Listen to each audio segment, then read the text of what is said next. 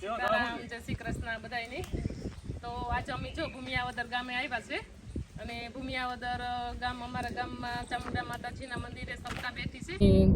રવિવાર છે તો ટાઈમ કાઢે અને સાજન સાથે ભણતા એ મિત્ર દેવસીભાઈની એ લોકોની સપ્તાહ છે ઓખાઈ પરિવારની. તો અમે લોકો જઈએ સપ્તાહ કરવા ભૂમિયાવદર ચામુંડા માતાજીના મંદિરે.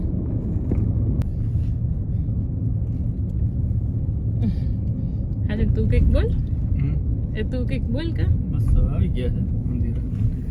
આનો આજ ત્રીજો દિવસ છે અને મિત્રો ભાગવત સપ્તાહ જો ક્યાંય વંચાતી હોય ને એની બાજુમાંથી તમે પસાર થાવ ને અને એ શબ્દો તમારા કાને પડે ને તો એનું પણ બહુ ખૂબ મોટું પુણ્ય છે. એટલે જો ટાઈમ મળે અને અનુકૂળતા હોય તો સપ્તાહ ભાગવત સપ્તાહ સાંભળવી જરૂરી છે.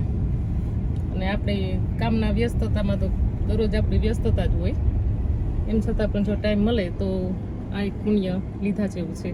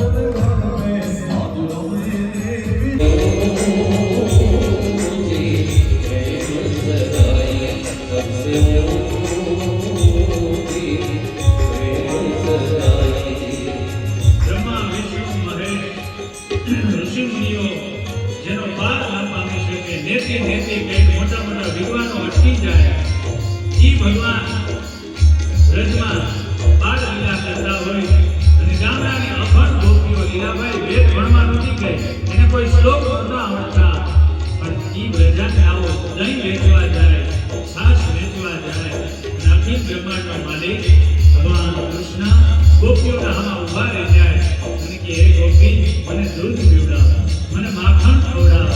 ત્યારે ગોપીઓએ કહ્યું કે લાલા તને માખણ ખવડાવીએ પણ તું નૃત્ય કરીને તો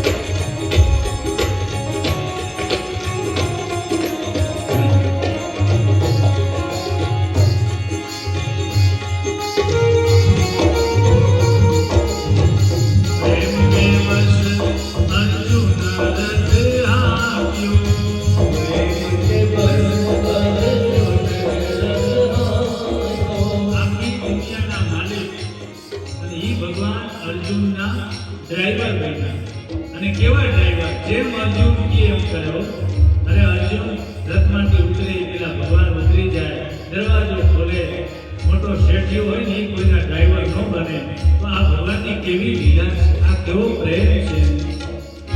પ્રેમ કે બસ